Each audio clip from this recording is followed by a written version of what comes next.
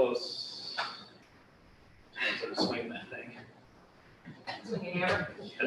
Yeah. That let me know if they were ready. Okay, I will. I'm ready.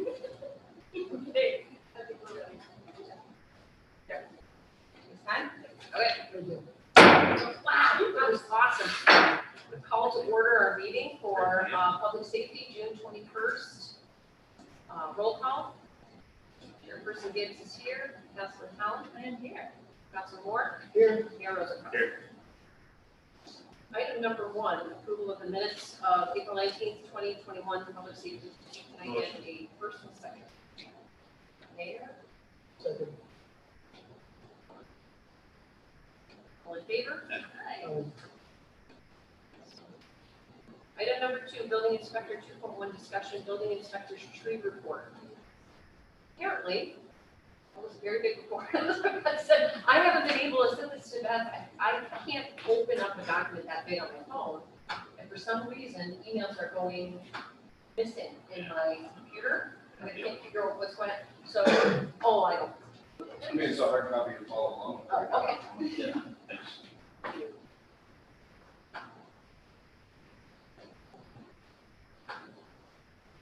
Did you all have the same trouble? I'm the only one that couldn't access I it? had. I went through it already.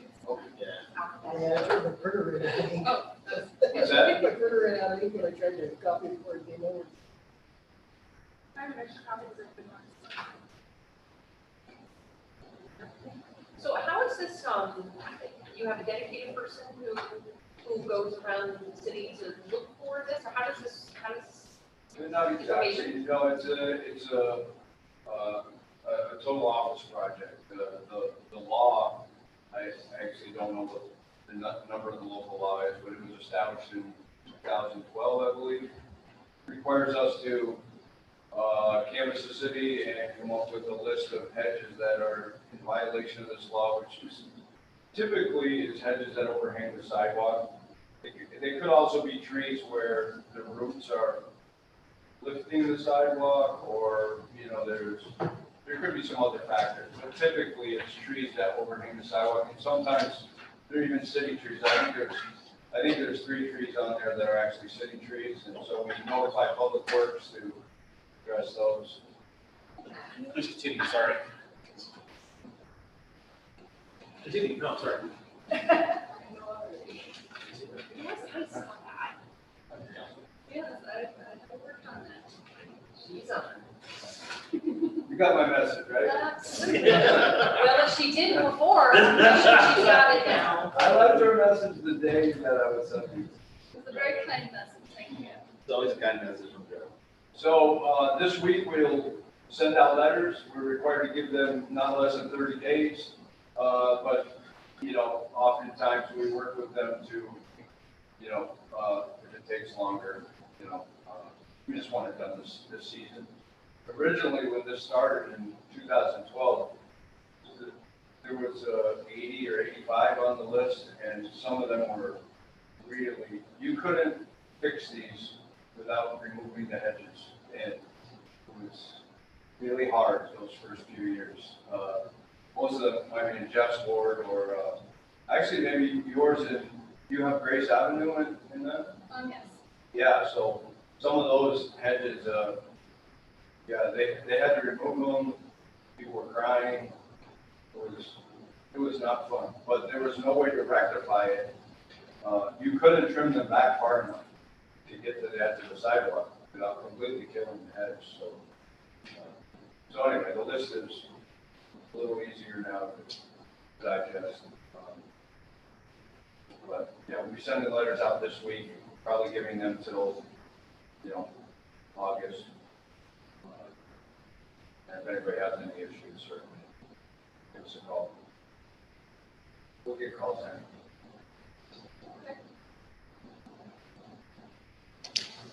Okay, any other questions? Any questions for Joe? Thank you. Sure, done with it? I think so. Okay. Oh, we had did you all receive the proactive codes report as well? Yes. You should have received that. This is something that Joe provides the office. And there's a report, a monthly report provided to the council yes. on code violation reports. A lot of these are both proactive and responsive reports from community members, as well as when these things get resolved, if they get resolved, or if they're still in progress. So I'd like to just enter that into the minutes of the meeting. So one thing I see in various places in the city, and I have to say, really drives me crazy, is when I see unregistered vehicles on property. Park on the lot. No, just on the property, it's just unregistered, there's no license plate, there's no registration. Is it parked in the driveway? I don't think that's a code violation, is it? To have a- Yeah, is you it? can't have an unregistered vehicle, unlicensed unregistered property, can you? Okay, so the building code actually allows one, but our zoning ordinance doesn't allow any. Any constitutes a junkyard for our definition of junkyard. If it's not properly licensed, registered, or proper working order. So, we get this from time to time, people want to take the car off the road, they don't know what to do. I mean, if it's stored in a garage or whatever, but it shouldn't be stored in the open yard. Right. So, if you see that, you can definitely call us. I am thinking of one right now, I don't know the exact address, and I don't really want to out that out. Okay. But, yeah, I see it all the time, it's on, Doctors. Okay, we'll find it. You can't miss it, I mean, the grass is so overgrown. Okay, we probably are addressing it already. So let me ask you another question. Is it a violation of code if an owner, a homeowner, is just not mowing the lawn, trimming the shrubs, like the whole property is overgrown? Yes. I thought so. Grass and weeds that exceed 10 inches high are a violation. Alright. No, there's a home in my ward, every time I walk by, and I'm like, nobody's living there. Grass is so overgrown. What street is it on? It's on Leonard. Is it up on the hill, kind of A on little the, bit of on it. on the west hand Okay, side of the so- street? There was a house that we just addressed, we had Public Works do it last week, and the lady is in a nursing home. It's towards Broad Street. It's maybe a block and a half from Broad Street. That's uncovered. So, that's the one you're talking about, that was done last week or 10 days ago.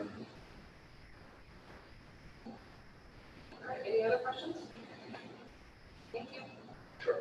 Okay, so item, section 3 from the mayor, item 3.1, discussion draft resolution study for countywide EMS. Can I get a motion on that? Yes, I can. Oh, it's just discussion, you're right, it's the draft resolution.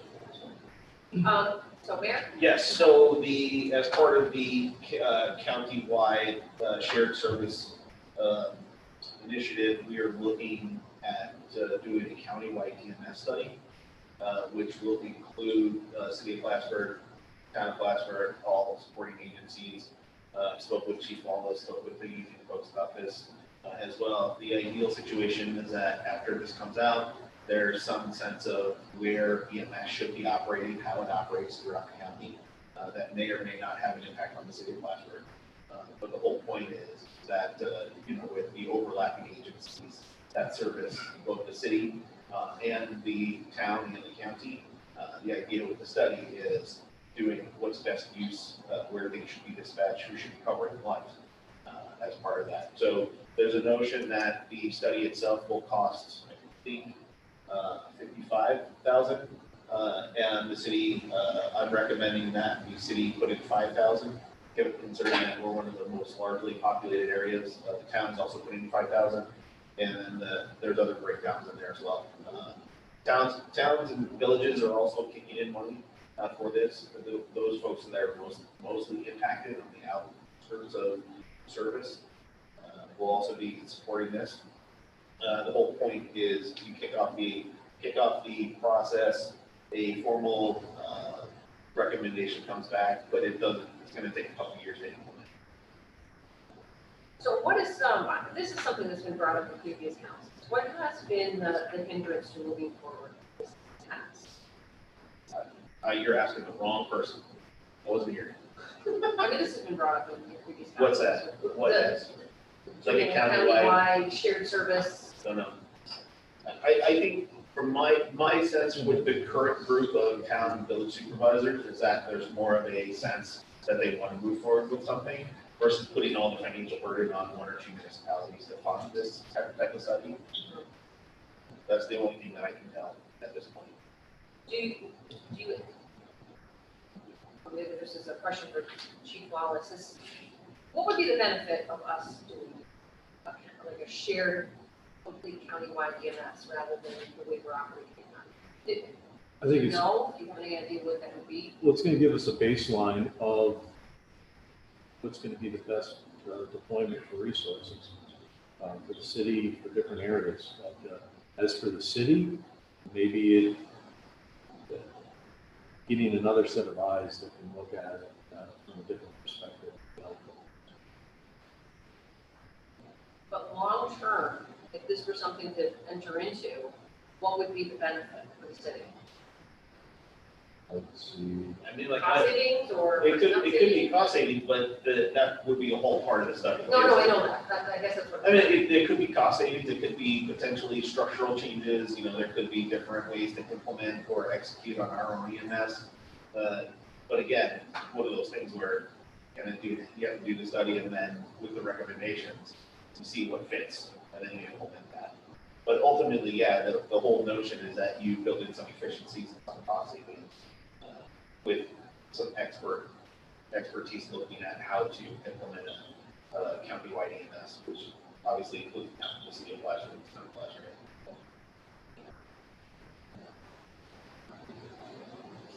Okay, any other discussion?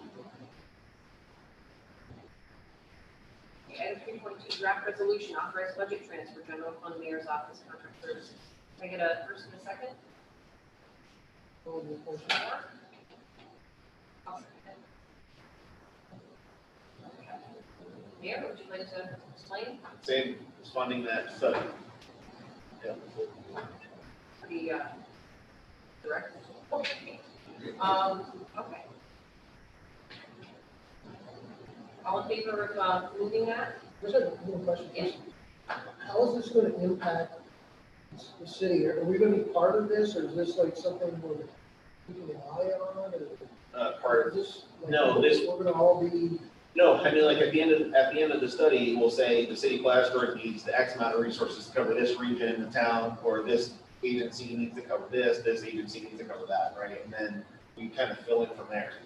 That would be the whole point of this type of study, is to provide that type of expertise and outlook on EMS services throughout the entire county and what agency plays what role, and how they should play that role. to integrate everyone together, something. In some way, I think that would be the ultimate goal.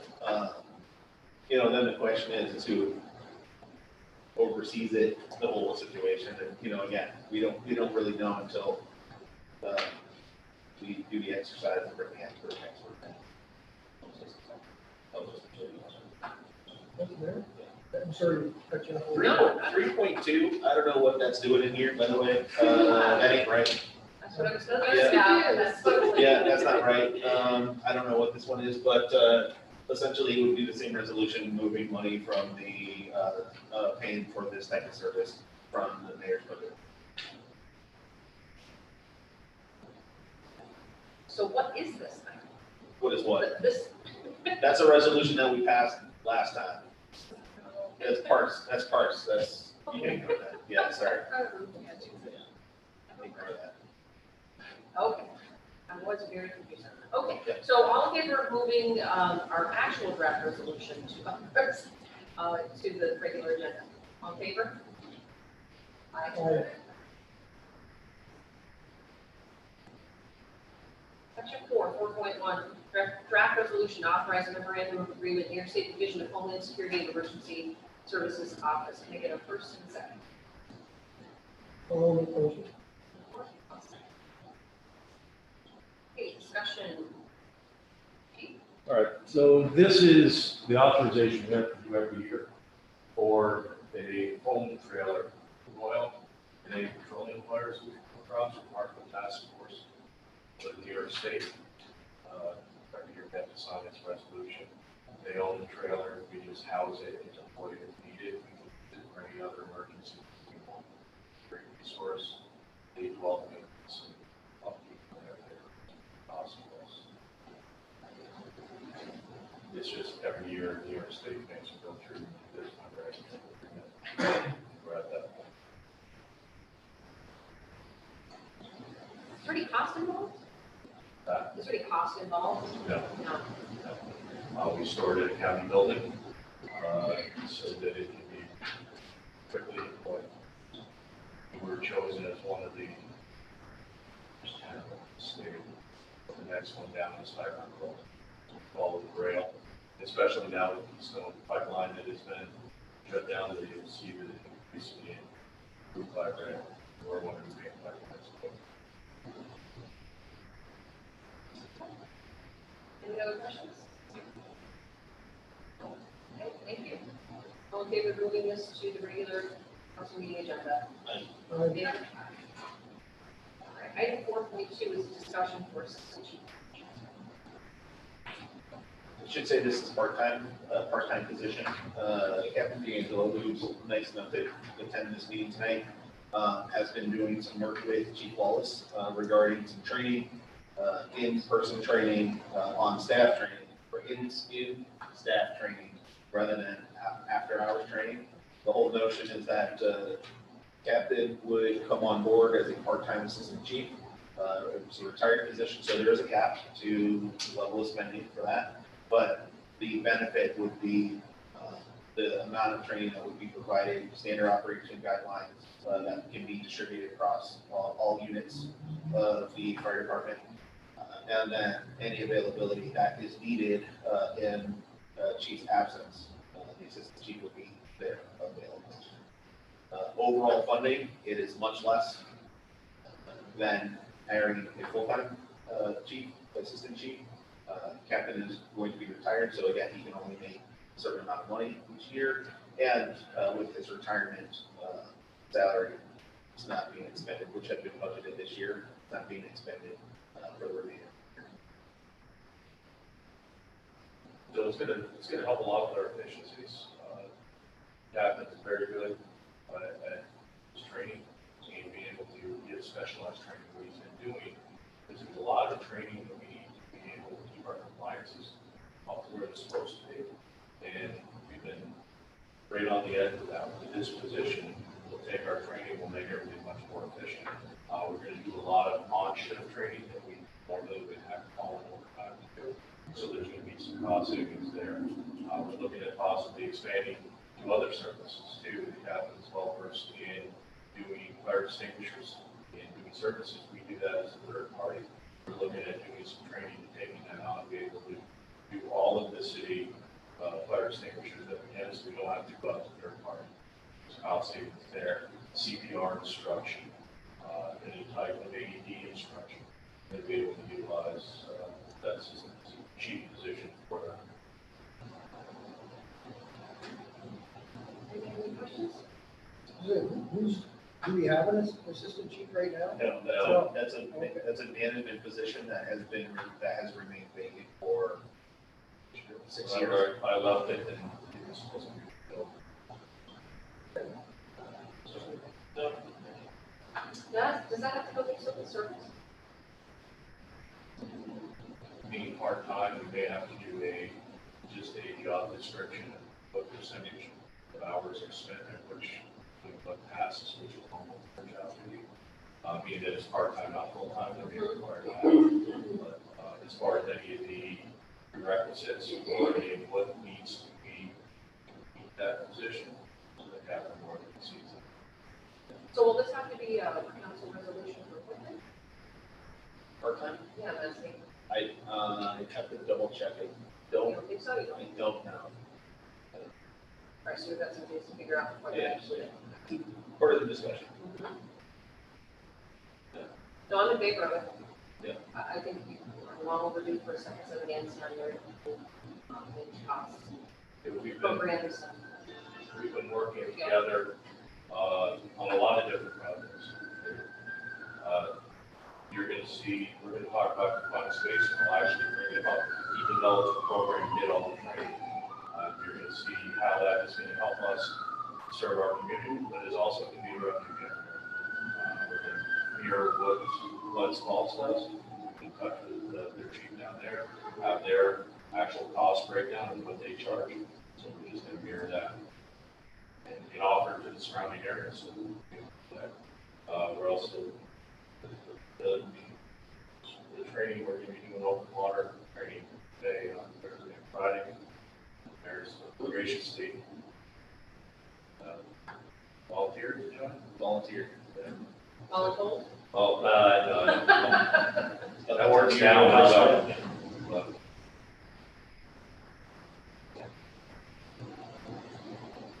All right, so there are some steps to take before. Yes. It can be. But, yeah, we're gonna move rapidly on that one, see what just the civil service is. All right, so, I guess we can, or we, so that's it. all right, so we'll be looking for those updates.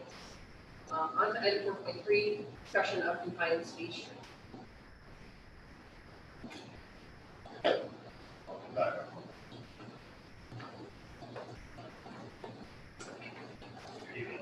A little background on the confined space rescue program in the city fire department. Around 2005, 2006, the fire department received an AFG grant, which is an assistance firefighters grant through FEMA, which allowed us to purchase a large amount of confined space equipment and receive some confined space training. Very shortly after that, that training, due to retirements, the equipment all kind of went in storage, and the team kind of went dormant for several years.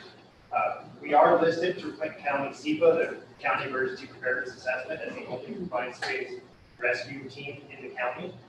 So a few years ago, a group of us, the fire department, kind of resurrected the equipment, resurrected the training, did some training on our own. Georgia Pacific was very generous enough. We won a $5,000 grant through them called the Bucket Brigade Grant, which allowed us to replace all our outdated ropes, add some new equipment. We also bought a 16-foot boat with that money. So our team has been resurrected to a level that it's never been at in the last 15 years. A few weeks ago, we completed a confined space rescue technician program.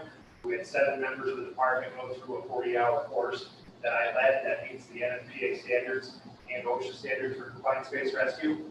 So we now have a pretty solid core of officers and firefighters that are prepared to respond to a 911 call anywhere in the county with this service. But what we're talking about above and beyond a 911 response is an opportunity to generate revenue through a standby service. So OSHA requires anytime an employer has their employees enter a confined space under the OSHA definition, they are required to provide an on-site rescue standby team. And many people, and the city included, assume just calling 911 meets that standard, and it does not. Having a dedicated team is a requirement through OSHA, and it's auditable and it's findable through OSHA. Georgia Pacific is one of the biggest users of this service in our city, and speaking with their management, they are hiring companies from all over the state at an exorbitant cost just to get them here for travel and things of that nature. So when we discussed getting this grant with them, they had asked us about being able to provide this service at a more affordable cost. And that's what the chief is referencing. The city of Glens Falls Fire Department has been doing this for several years. They have a much greater customer base, but they're generating 6 figures in income using this team, staffing it with overtime. I don't think we have the ability to do that right off the bat, but talking with the mayor and the chief, there is an opportunity for us to market our services throughout the city and the outlying area as an on-call standby team above and beyond daily staffing, which would generate revenue above cost to implement this team. Do you have a breakdown for us on how that would work in terms of what you're just saying, the charge, cost, benefit, profit? I mean, do you have anything like that you can share with council? Because I'm certain that other councilors who aren't here are going to want that kind of hard and fast information. We do have the information from the city of Glens Falls, which is a tried and proven system. And talking with the chief, I believe it's kind of our intention to follow suit. I can't imagine that their prices would be off base, that if they were, the industry down there would just hire a private contractor. So We do have those numbers, we can provide those to you as well, but, you know, I'm also working some contacts in local industry to try to find out, hey, what is an affordable price? What would make you want to use our service?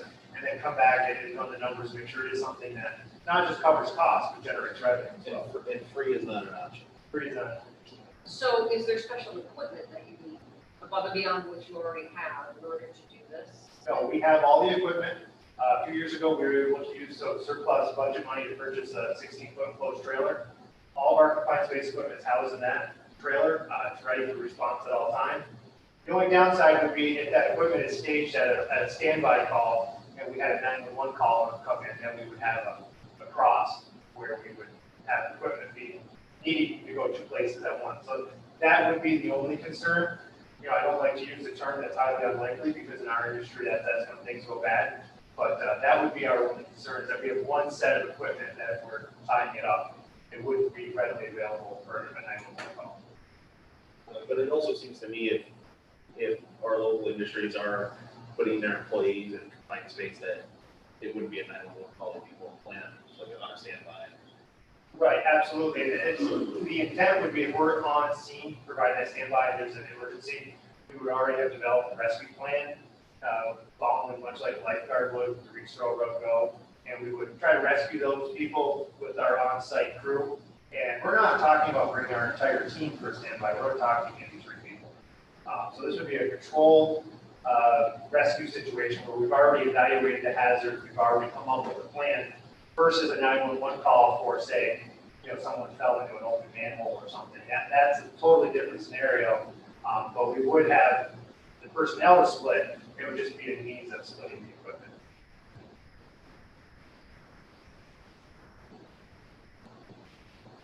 Any other questions? Thank you. Thank you. If I think of more, I will pass those through the mayor. Thank you. Thank you. Okay, item 4.4, discussion, staffing and retirements. I did not think ahead of time, but I would like to see, I asked the captain to give us an organizational chart of this current PD. Is that something you can do for us as well? Give us a staffing chart like this, so we have a visual of what your situation is in both your, Correct, we have that instance. yeah. Sorry, I didn't ask you that earlier. That'd be great, yeah. All right. So go ahead. Currently, we have 35 employees, firefighters. That's 3 more retirements coming up. 2 more. We have Captain D'Angelo next Wednesday, and then we have another firefighter that will be retiring in 5. We've got positions held in the academy for those. We'll maintain the 36. That we currently are, we've been working with all along. One of our issues that we're finding is that this was unprecedented, the amount of retirements. Normally we budgeted for 2, and we have 7. So we're losing all of our top leadership, all of our institutional knowledge, all of our drivers. That's why the assistant chief comes in. We can qualify people quicker, get them moving faster, and get people qualified, which cuts down on overtime. Qualified people, just don't put anybody behind the wheel. Right. So, and the institutional knowledge and all of that. So it's been a struggle. We had people that retired that we didn't even plan. We had somebody retired, didn't plan 2 weeks ahead of time. So you're constantly scrambling. We were good enough to get to 4 in February. They're back and on shift, and they're counting for manpower, and that's helped us quite a bit. But it's a constant struggle. This year has been a very tough year for us with a lot of, as I said, we couldn't predict this, especially when we were doing it last June, trying to do all the budgeting. But it looks like is that our main, this will be the last big rush of people that would be able, that are going to retire. We've already I've contacted the other 5, and nobody's going to be retired in the next few years. So I think it will all slow down and it will get better for us. But So you currently have 35. 35, we had a firefighter retired the last day of May. So that was the last, and then we had one just a week beforehand. One in the middle of May, exhausted before that we had sent to the academy. Now we're actually down one, now we're down to 35, we have 2 more, so that's why we can get to the academy 14 weeks. So when does the academy open? August 14th. So I've called for CELS, we're working on that, doing interviews. There's a background process and everything else we work with police department because they do all of our background interviews. We run the same background that they run for our employees. Any other questions? I have under new business, to ask some questions about, well, I guess we can do it now. Looking at the overtime. Yes. Yeah, okay. So the budget is 250,000 and as of 6/18, year to date, 206,000. So, do you have a strategic plan on what you're? We're trying, obviously, when we look at that, because we've had retirements, our 1100 account is not down as far as it should be. That's regular payroll is comparison. It's like a teeter totter, you know, so if I don't have enough people, overtime goes up, but I'm not spending as much in my regular. We're trying to do what we can with it. Obviously, curtailing some of the training and being able to do it on shift is going to help with it. Getting the drivers so that we have qualified people, so we aren't having problems. Getting the 4 back from the academy. We were having to cover all these vacancies every day. It just became monumental. Trying to do it and then trying to move people from different shifts to offset. You're moving people every 2 weeks, right? Trying to offset different shifts so that you aren't.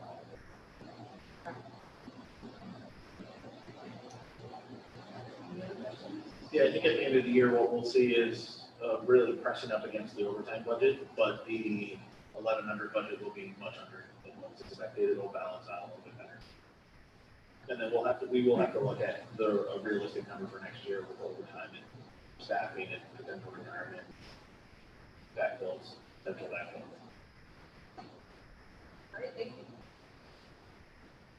Okay, section 5, item 5.1, discussion of parking violations, Bureau report for May 2021. We got it. That was emailed. We had it, yeah. I don't know if there's anything you want to add or? Other than, obviously, there's a market increase due to, 2020, there was very little pay, unfortunately, COVID pandemic. In 2021, our market officer has been out, working and, one career medical for issue today, as opposed to zero. Okay, so item 5.2, discussion, introduction of Lieutenant Friday.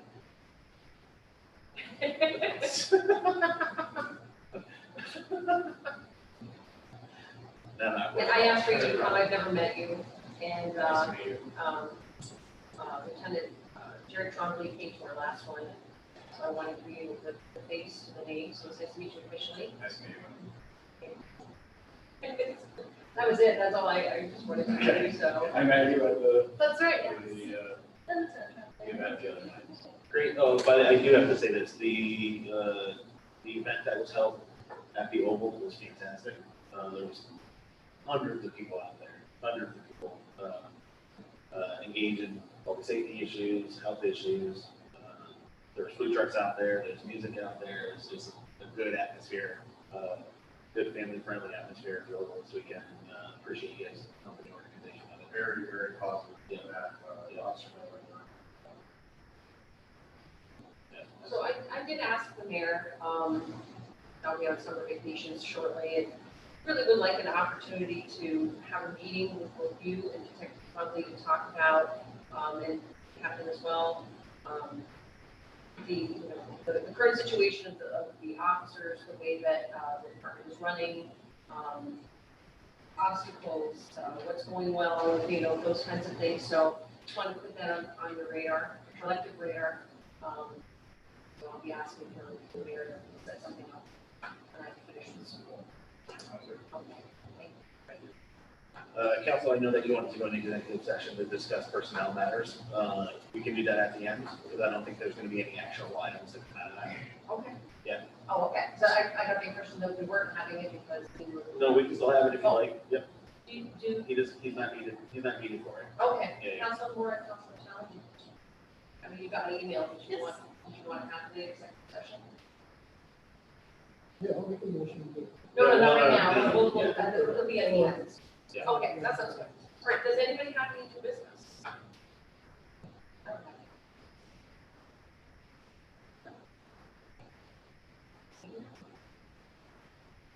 And we'll take public comments. Public comments. You're the only new face in here, if you'd like to, okay, good. Fair enough. Thank you. Thank you for coming. Yes.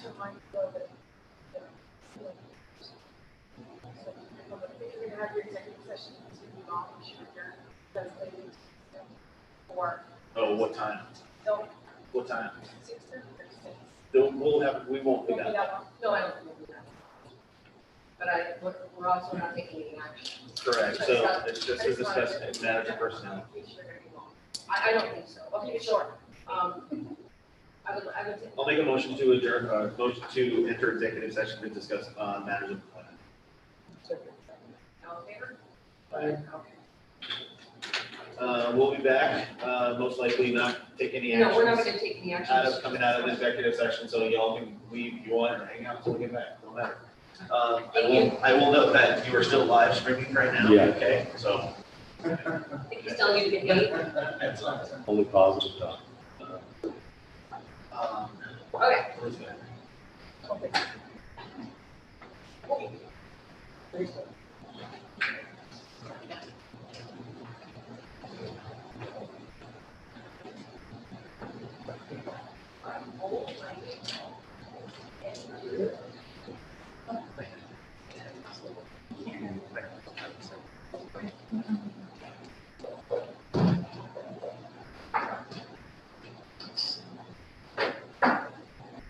You don't have to move the table by yourself, do you?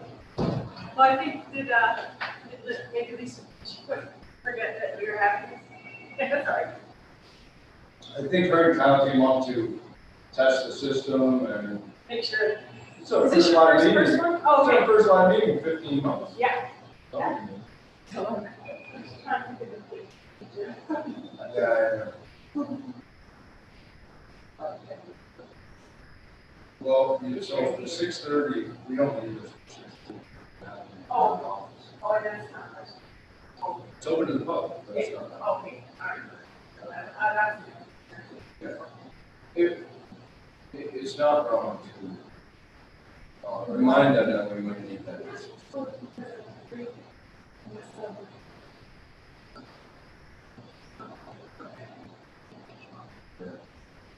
Kids supposed to take pictures for Father's Day. Fill out their business. Yeah. Well, I guess I went downstairs and, Do you want me to do anything back or you guys just? we'll take care of it. You gotta, it's hybrid, right? So we gotta make it available to the public There. remotely. And one of Oh, our board members is sick and doesn't want to come here. She would do it remotely. She doesn't want to bring her sickness. Right. So we're trying to set her up. well, are you doing, because you're signing this Zoom like she used to do before, you're just gonna, this is Zoom is one Zoom window, this would have been like normally, or at least, she's downstairs. And then your second Zoom window, you just let, she's just gonna let the person in like she did, and then you put the person up there. So then they got, make it back to them. Sounds good? Okay. Thank you.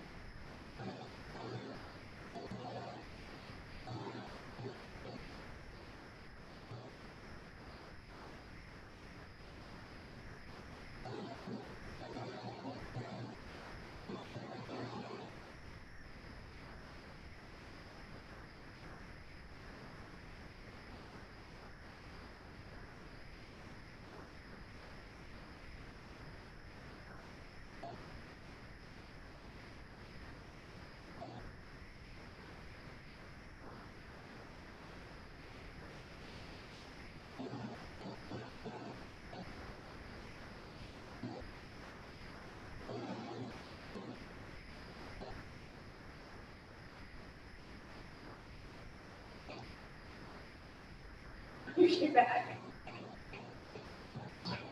Didn't want to be all alone. Oh, thanks.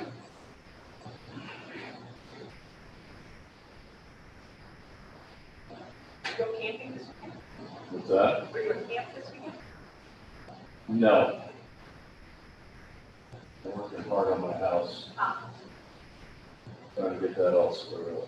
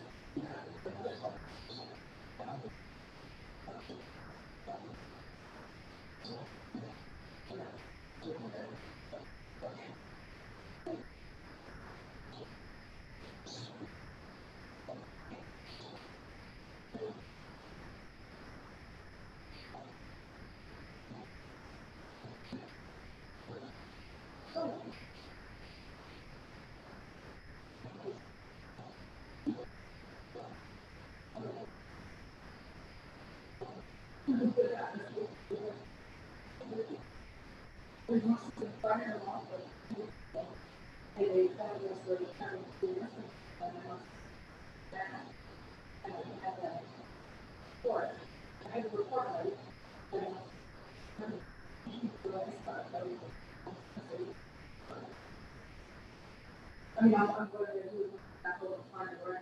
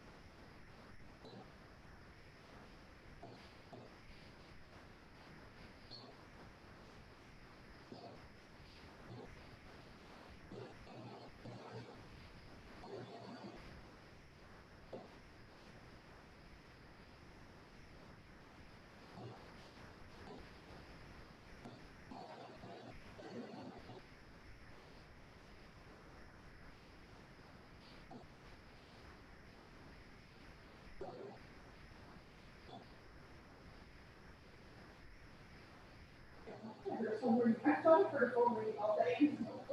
Yeah, it was hard.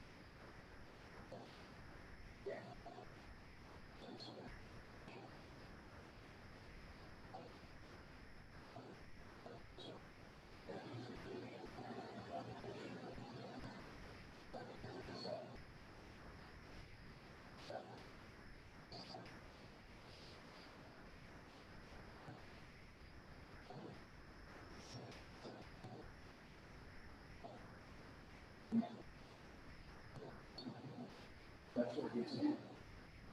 And then, we didn't have a lot of practice, so we had to, we would run more time.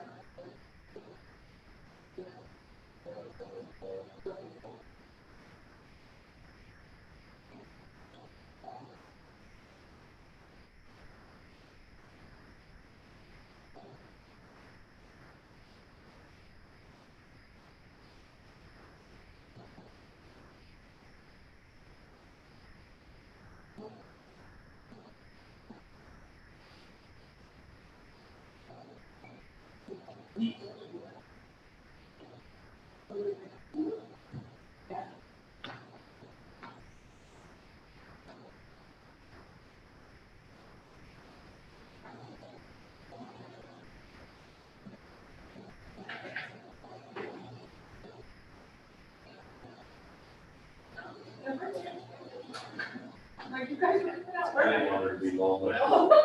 She came back and said, you're gonna be home. Yeah, so we're re-entering from executive session. We discussed personnel issues, but no action was taken.